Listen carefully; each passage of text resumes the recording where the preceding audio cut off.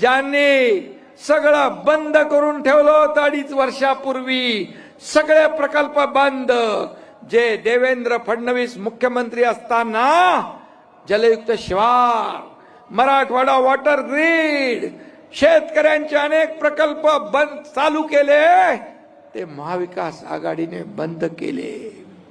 मंदिर बंद, दुकानं बंद, घर बंद. तुम भी घर में, हम भी घर में.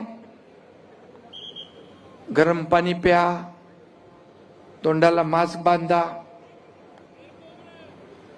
फेसबुक लाईव्ह करून काम होतं का? फेस टू फेस लढावं लागतं, लोकांना भिडावं, लोकांमध्ये जावं लागतं, लोकांना ऐकावं लागतं, लोकांशी संवाद साधावा लागतो. त्यांच्या दुःख आणि वेदना ऐकून घेऊन त्यावर फुंकर घालावी लागते, सोडवावी लागते.